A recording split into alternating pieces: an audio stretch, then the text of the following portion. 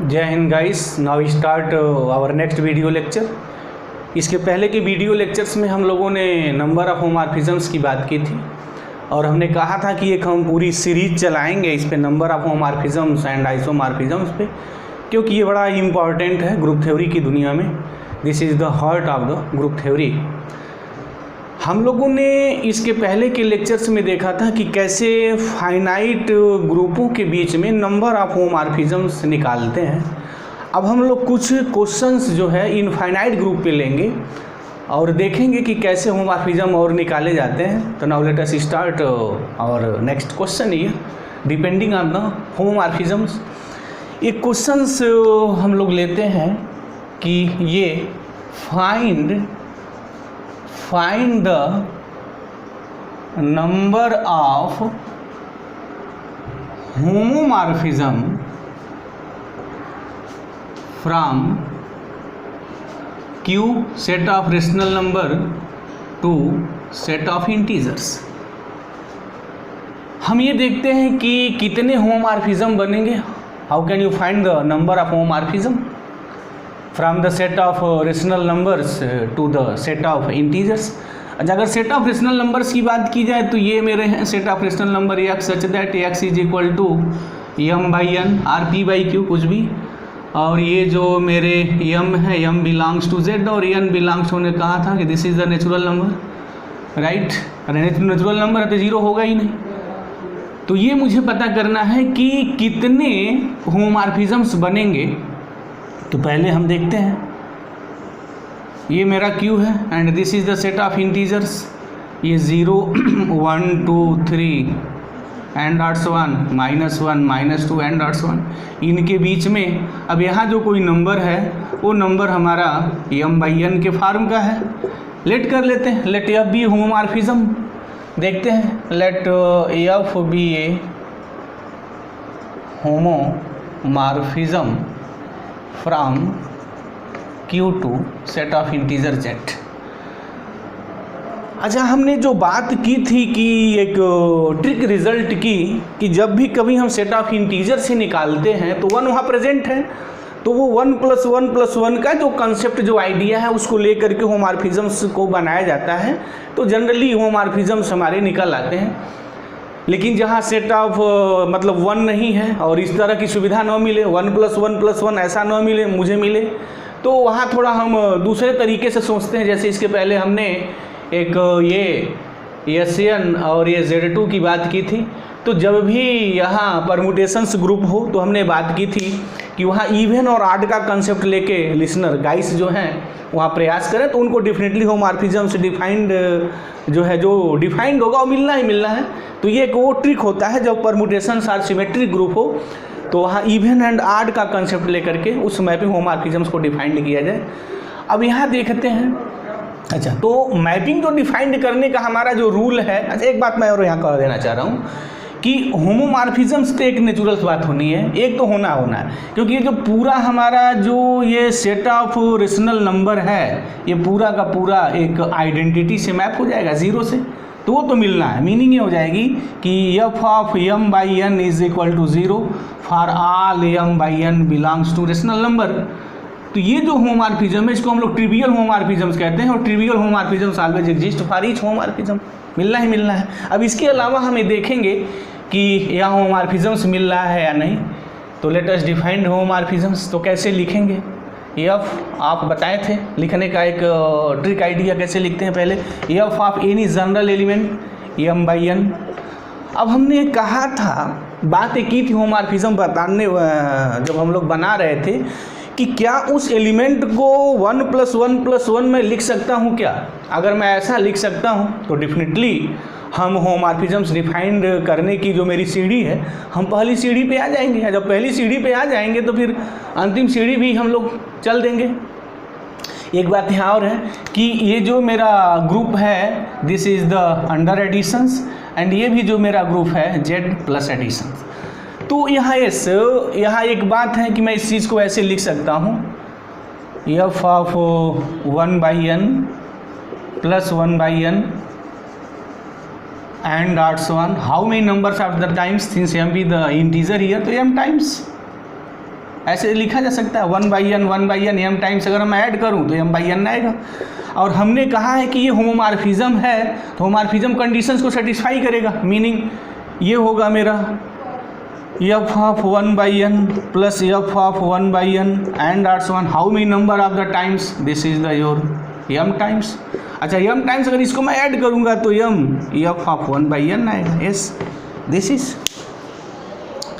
ये होगा मेरा। अब अगर मैं यहाँ 1/n को, मतलब ये है कि अगर हम ये पता करें कि जो 1/n है ये किससे मैप्ड होगा z से, तो उसको इजीली निकाला जा सकता है। अच्छा एक बात और है कि इस 1/n को मैं ऐसे भी लिख सकता हूँ, एक अगर ध्यान से देखा जाए f of m/n दिस, इसको अगर हम ये रिजल्ट स्टार ले लें तो एक बात और लिखी जा सकती है ये कि here f of 1 is equal to f of n/n। अब इस n/n को मैं लिख सकता हूँ f of 1/n plus 1/n plus and so on, how many number of the times, n times। f of 1 को f of n/n लिखा जा सकता है, no problem, this is easy mathematics, common sense की बात है।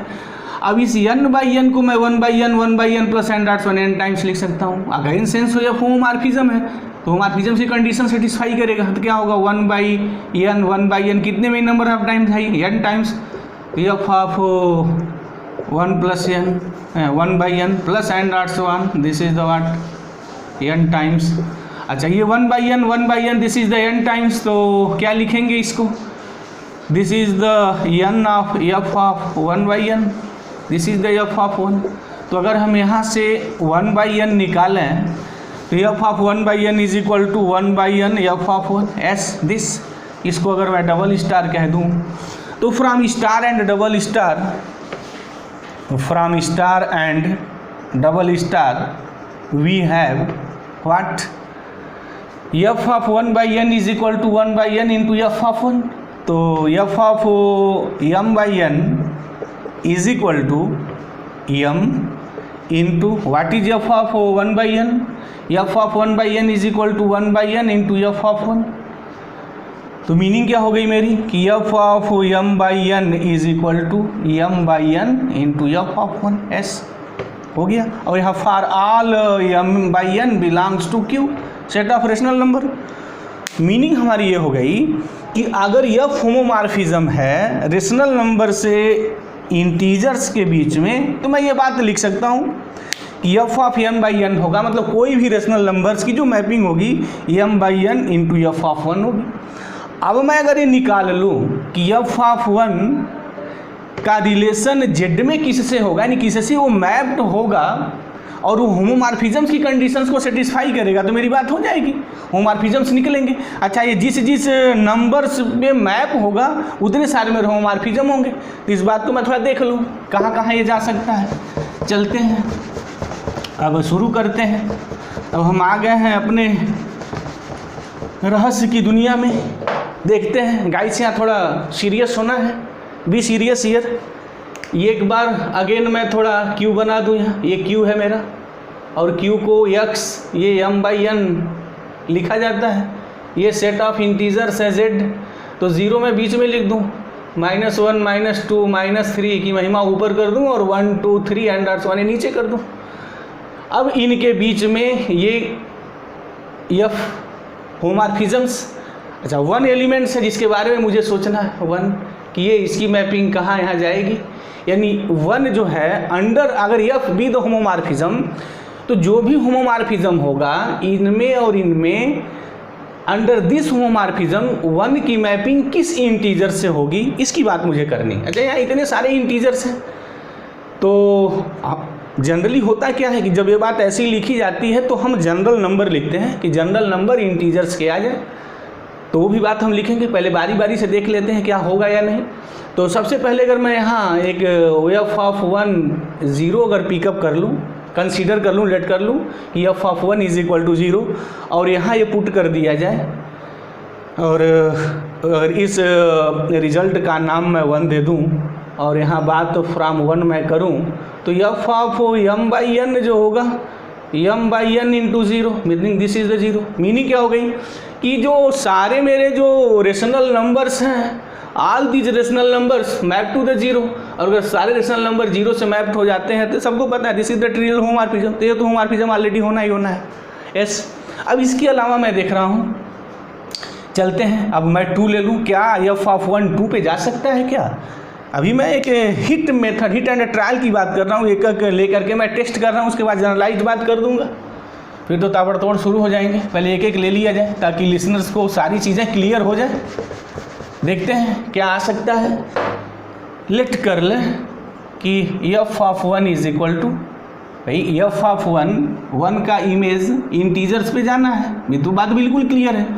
अब किस इंटीजर्स पे जाएगा ये मुझे पता नहीं है, तो कोई इंटीजर एक ले लेते हैं। मैंने पहले एक जीरो ले लिया, तो जीरो लिखा तो देखा कि नहीं, तो ट्रिवियल होमोमॉर्फिज्म बन गई।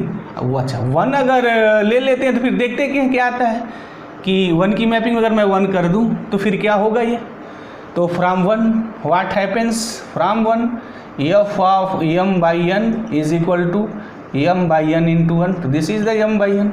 अच्छा, अब ये जो m बाई n जो रिजल्ट निकल के बाहर होगा, मीनिंग ये हो गई, ये सबको पता है कि जब f इस पे हम इस एलिमेंट पे ऑपरेट करेंगे तो जो आउटपुट आएगा वो z का आएगा। लेकिन तो ज़रूरी नहीं है कि ये दिस इज द इंटीजर हो, दिस इज नॉट नेसेसरी। अगर हम m यहाँ m by n for any rational number, अगर मैं m2 ले लूँ, n3 ले लूँ, तो f ऑफ 2/3 जो मैप्ड हुआ this is the 2/3 and 2/3 does not belongs to z। Meaning क्या होगी भाई कि ये तो इंटीजर है ही नहीं, दिस इज नॉट पॉसिबल। तो मीनिंग क्या हो गई कि f ऑफ 1 पे मैप नहीं हो सकता है। तो अगर मैं 2 ले लूँ, यहाँ अगर 2 ले लिया जाए, f of 1 is equal to, अगर मैं 2 ले लूँ तो मैं क्या लिखूँगा, यहाँ 2 हो जाएगा। And again this is the 2m by n। तो 2/m ये इंटीजर्स तब होगा जब n m से कैंसिल हो जाएगा। n m से जब कैंसिल हो जाएगा तभी ये मेरा इंटीजर रहेगा, अदरवाइज ये इंटीजर तो आएगा नहीं, तो फिर ये सबके लिए सेटिस्फाइड तो नहीं होगा। मतलब n इज इक्वल टू मैं ऐसा लिखूं जो m का फैक्टर आ जाए k इंटू t टाइप का, तो मेरी बात बनेगी। लेकिन अगर n m से नहीं कैंसिल होगा या 2 से मल्टीप्लाई करने के बाद भी अगर कैंसिल नहीं होगा तो this is not necessarily integers, integers नहीं हो सकता है। मीनिंग हमारी क्या है कि आप अगर f ऑफ 1 की मैपिंग किस जीरो को छोड़ के किसी भी इंटीजर से अगर आप करेंगे तो फिर वो तो मैपिंग ही डिफाइंड नहीं हो पाएगी कायदे से। मैपिंग इन द सेंस है कि वो तो नेसेसरली नहीं है कि वो इंटीजर्स में मिले, इंटीजर्स में मिल भी सकता है, नहीं भी मिल सकता है। बहुत सारे ऐसे रेशनल नंबर्स आएंगे जो ये जो रिजल्ट जो m बाई n का जो फॉर्म आ रहा है वो इसमें नहीं भी मिल सकता है। हाथ कंगन को आरसी क्या देख लिया जाए, दिखाई देते हैं। लिसनर ऐसे इसको समझें कि हमारे कहने का मतलब ये है कि अगर मैं f ऑफ 1 2 ले लूँ तो ये मेरा बना। अब हम ये चीज़ दिखा दें कि कोई ज़रूरी नहीं है, होता ये है कि m बाई n जो भी रेशनल नंबर लिखेंगे जो आउटपुट होगा इसमें आना चाहिए। अच्छा, लेकिन ये कोई ज़रूरी नहीं है। अगर मैं यहाँ m3 ले लूँ और n में अगर 5 ले लूँ तो देखा यहाँ क्या होता है, f 3/5 is what, this is the 2 into 3/5 and this is the 6/5 and 6/5 does not belong to the set of the integers। तो मैपिंग ही नहीं बनी इसकी, तो जब मैपिंग ही नहीं बनी तो फिर व्हाट, होमोमॉर्फिज्म का प्रश्न ही नहीं खड़ा हुआ। तो मीनिंग क्या हो गई कि आप मैपिंग ही डिफाइंड नहीं कर पाओगे तो होमोमॉर्फिज्म की बात ही नहीं है। तो क्या कंक्लूजन्स निकला, कंक्लूजन्स मेरा एक लाइन का निकला, इस जीरो को अगर छोड़ दिया जाए, मतलब अगर ट्रिवियल होमोमॉर्फिज्म्स मैं छोड़ दूँ तो कोई भी homomorphisms from Q to Z defined नहीं किया जा सकता है। मतलब एक्सेप्ट ट्रिवियल होमोमॉर्फिज्म, ये जो मेरा ट्रिवियल होमोमॉर्फिज्म्स है, there is no homomorphisms from F such that Q to Z। कोई भी होमोमॉर्फिज्म्स नहीं हो सकता, नो एनी होमोमॉर्फिज्म्स। तो this is the clear. Listener को उम्मीद है, मुझे उम्मीद है कि लिसनर को ये बात बिल्कुल क्लियर हो गई होगी कि मतलब Q to Z how many number of homomorphisms की प्रश्न नहीं कि ओनली 1 होमोमॉर्फिज्म्स होगा, एक से ज़्यादा डिफाइंड ही नहीं होगा। अच्छा, इसी बात को अगर इसी सिनारियो को मैं यहाँ पलट दूँ तो देखूँ क्या होता है। चलते हैं वैसे कर लेते हैं, एक ऐसे क्वेश्चन को मैं क्रिएट कर दूँ, फ्रॉम मैं Z to Q कर दूँ, तो अब देखें क्या होमोमॉर्फिज्म्स बनेंगे। Q to Z तो जीरो को छोड़ के मैपिंग ही नहीं बनी तो होमोमॉर्फिज्म्स की बात ही नहीं आई। तो क्या अब इसमें देखते हैं क्या होगा। चेंज हो गया है, बाकी सारी चीज़ें तो वही हैं, बट हमने जेड कर दिया है, वहाँ क्यू कर दिया है। अब देखते हैं होमोमॉर्फिज्म्स बनेगी या नहीं। बनेगी तो कैसी बनेगी? अच्छा, ट्रिवियल जीरो तो बनेगी ही, ये तो बनना ही बनना है। F of n is equal to zero, n belongs to z, ये तो डिफिनेटली बनना है। तो उसकी मैं बात यहाँ नहीं करनी है, क्योंकि तो यूनिवर्सल ट्रूथ है, जब भी कोई भी दो ग्रुप होंगे तो उनके बीच हमेशा एक जो जीरो वाली जो होमोमॉर्फिज्म है, जिसको हम ट्रिवियल कहते हैं, वो ऑलरेडी बनेगी। यहाँ भी जेड प्लस और क्यू प्लस ग्रुप है मेरे, तो चलते हैं। अच्छा, अब यहाँ भी वो बात मेरा कंसेप्ट आ जाएगा कि लेट अगर कर लें, कौन कंसेप्ट आएगा अभी मैं उसकी बात कर ले रहा हूँ। Let F be a what homomorphisms from Z to Q। अच्छा, अगर इसमें होमोमॉर्फिज्म है तो यहाँ भी बात वो कंसेप्ट आ गई कि सेट ऑफ इंटीजर्स में 1 है और 1 + 1 का कंसेप्ट है यहाँ, तो मैं ये बात ऐसे लिख सकता हूँ। अब तो बात चुटकी में हो जाएगी, लिसनर को अब एक आइडिया मिल गई होगी ये सीरीज चलने के बाद होमोमॉर्फिज्म्स पे। अगर इंटीजर्स का आ गया तो फिर वो तो चुटकी बजाते ही क्लियर कर देना चाहिए। F of n is equal to आप एफ ऑफ 1 + 1 + 1 एंड डॉट्स 1 कितने टाइम्स तक भाई? यस, n टाइम्स तक। अच्छा, तो ये मैं क्या लिखूंगा? F of 1 + F of 1, how many number of the times? This is the n times and this is the what n of f of 1। आ गई result f of n is equal to s। ये बनना ही बनना है मेरा, लिख लिया हमने ये। अब एक बात यहाँ देखें कि एफ ऑफ 1 मैं कहाँ कहाँ ले जा सकता हूँ। अब मेरा सिनारियो चेंज हो गया है, ये मेरा इंटीजर है, अब ये मेरा यहाँ क्यू है, यहाँ 0 1 2 3 एंड डॉट्स 1 -1 -2 हमने जनरल n कह दिया। अब ये जो होगा मेरा x is equal to m/n होगा, इनके बीच मेरी मैपिंग f है। अब देखते हैं। अच्छा, एफ ऑफ 1 अगर लगाएंगे तो रेशनल नंबर आएगा, और चूंकि सेट ऑफ इंटीजर्स पूरा रेशनल नंबर में चला जा सकता है, तो बात वो जो पहला वाला जो यहाँ प्रॉब्लम थी वो नहीं होगी, क्योंकि यहाँ सारे इंटीजर्स इसमें मिलते ही मिलते हैं। तो चलते हैं, देखते हैं एफ ऑफ 1 हम किस पे मैप करें भाई, क्या नंबर से लिखें हैं। अगर कोई भी मैं नंबर से यहाँ पिकअप करके उठा लूँ, जैसे मैं कंसीडर कर लूँ f of 1 is equal to 1 ही ले लें, तो देखते हैं क्या होमोमॉर्फिज्म होगा क्या। तो F of n is equal to क्या आ जाएगा? n आ जाएगा, और बड़ा इजीली इसको टैकल किया जा सकता है। दिस इज द होमोमॉर्फिज्म्स, देख लें यहाँ F of n + m is equal to what by this definitions n + m, और इसको लिख सकते हैं F of n and this is the F of n + F of m and this is the homomorphisms. Meaning क्या हो गई कि अगर मैं इनमें से कोई भी नंबर एक पिकअप कर लूँ। अच्छा, अगर मैं रेशनल नंबर एक ले लूँ तो F of 1 is equal to भी कोई रेशनल नंबर, जिसे मान लो हम 2/3 ले लेते हैं, तो फिर यहाँ क्या आ जाएगा भाई? F of 1 is equal to अगर मैं आप 2/3 पे मैप कर दूँ तो ये हो जाएगा 2n/3, और बड़ा इजीली निकाला जा सकता है। This is also homomorphisms. अच्छा, एक बात और है यहाँ कि अगर मैं यहाँ कोई जनरल अगर मैं नंबर ले लूँ रेशनल नंबर, तब भी ये बात मेरी हो जाएगी। तो देख लें अगर मैं कि कोई रेशनल नंबर से अगर मैं पिकअप कर लूँ कोई भी रेशनल नंबर, तो होता है या नहीं। जैसे हमने यहाँ 2/3 लिखा, तो देख लें 2/3 है या नहीं, ये पॉसिबिलिटी बनती है या नहीं बनती है 2/3 की। तो F of n is equal to 2/3n, F of m क्या लिखेंगे भाई? 2/3m। For homomorphisms F of n + m is equal to what? अब क्या करेंगे, यहाँ n + m लिख दिया जाए, तो फिर इसकी वैल्यू क्या आएगी? What 2/3n + m। अब इसको मैं ऐसे भी लिख सकता हूँ 2n/3 + 2m/3 and this is the what F of n and this is the what F of m। हो गया मैपिंग प्रिजर्विंग, चुटकी बजाते ही। तो मीनिंग क्या हो गई मेरी कि इसमें कितनी होमोमॉर्फिज्म्स बनेंगी भाई? हाउ मेनी नंबर्स, कितने नंबर्स हैं इसमें? Infinite numbers. तो मीनिंग हमारी ये हो गई, सिनारियो थोड़ा सा मेरा चेंज हुआ। Q to Z था तो ट्रिवियल के अलावा कोई भी होमोमॉर्फिज्म्स नहीं था, लेकिन जब Z to Q हुआ तो there are infinite numbers of the homomorphisms. तो यहाँ infinite numbers of the homomorphisms होंगे। अगर Z to Q मुझे होमोमॉर्फिज्म्स बनाना है तो there are infinite numbers of the homomorphisms. अच्छा, कैसे बनाना है वो भी हम यहाँ पूरा डिस्कस कर दिए हैं।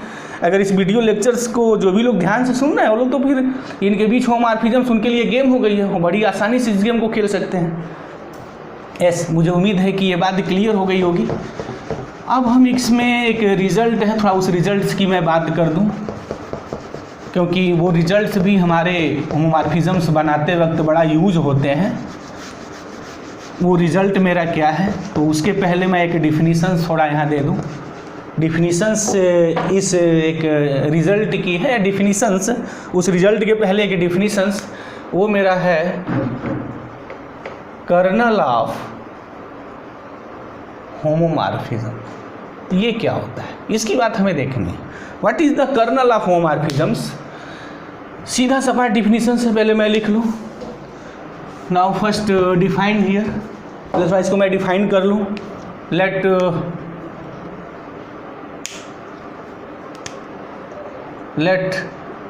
F be a homomorphism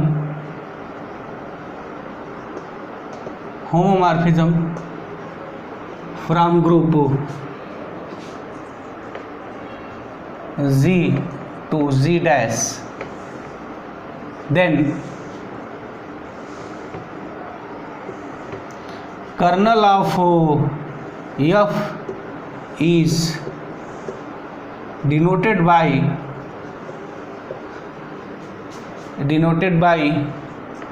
KRF, ऐसे भी लिखते हैं, सम KF भी लिख देते हैं, बट मैं ये नोटेशंस यूज करूँगा।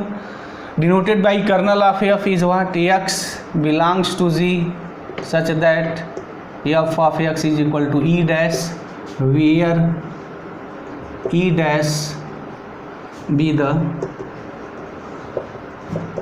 Identity of Z dash.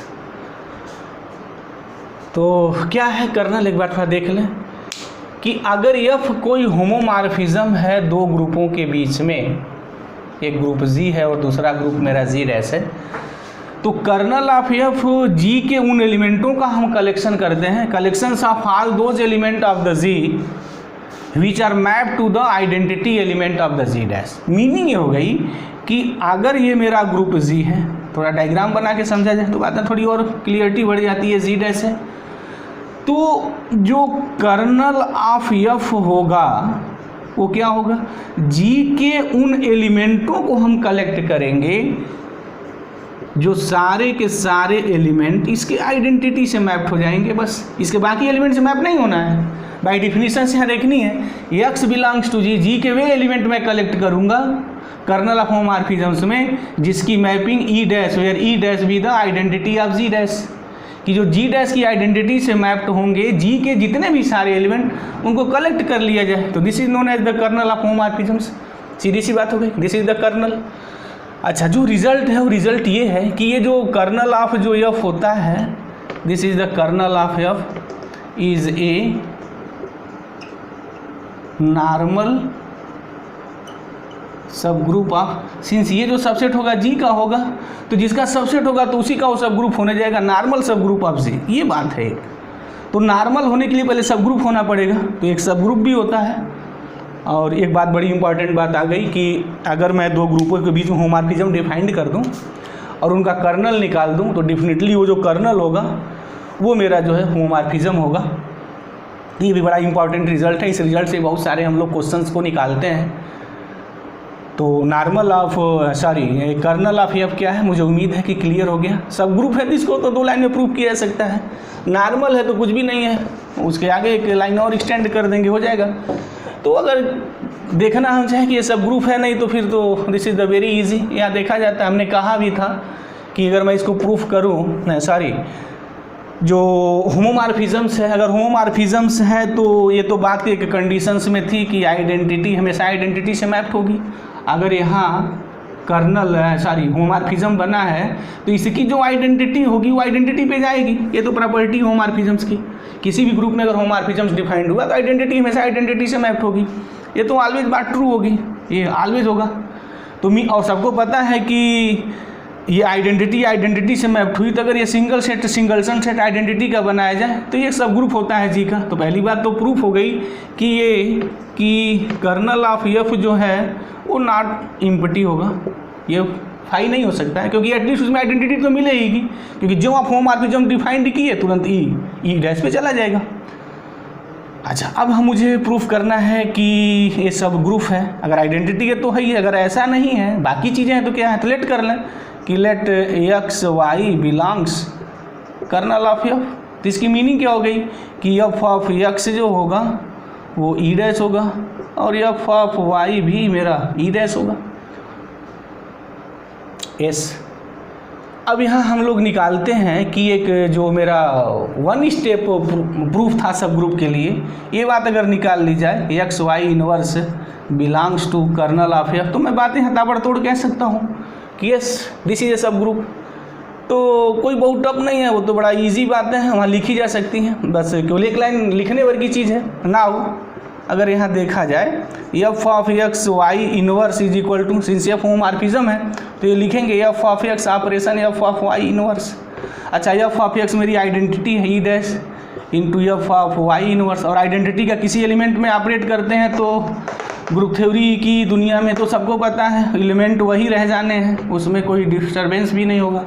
और एक प्रॉपर्टी भी रही है होमोमॉर्फिज्म्स की कि जो एफ ऑफ एक्स इनवर्स है is equal to f of x, इसका इनवर्स होता है। ऐसे मैं इसको लिख सकता हूँ एफ ऑफ वाई और ये इनवर्स, और again f of y is equal to identity, ये आइडेंटिटी है तो ई डैश का इनवर्स, और पता है आइडेंटिटी का इनवर्स आइडेंटिटी ही होती है। मीनिंग क्या हो गई कि ये एलिमेंट पे जो हम एफ ऑपरेट किए हैं तो ई डैश मिला है। तो by definitions of the kernel what x y inverse belongs to kernel of f, hence kernel of f is a what, this is subgroup. अच्छा, नॉर्मल अगर प्रूव करना है तो फिर 2 लाइन की बात है। नॉर्मल के लिए क्या होता है भाई, कोई एच सब ग्रुप नॉर्मल होगा तो ये बात दिखा दी जाए g h g inverse belongs to h for all g belongs to g and for all h belongs to h. तो यहाँ बड़ा इजीली दिखाया जा सकता है कि जी एच जी इनवर्स जो होगा belongs to kernel of f. Very easy to prove that, जैसे ठीक वैसे ही। तो मुझे उम्मीद है गाइस ये बात बिल्कुल क्लियर आई होगी। तो thank you very much guys, जय हिंद।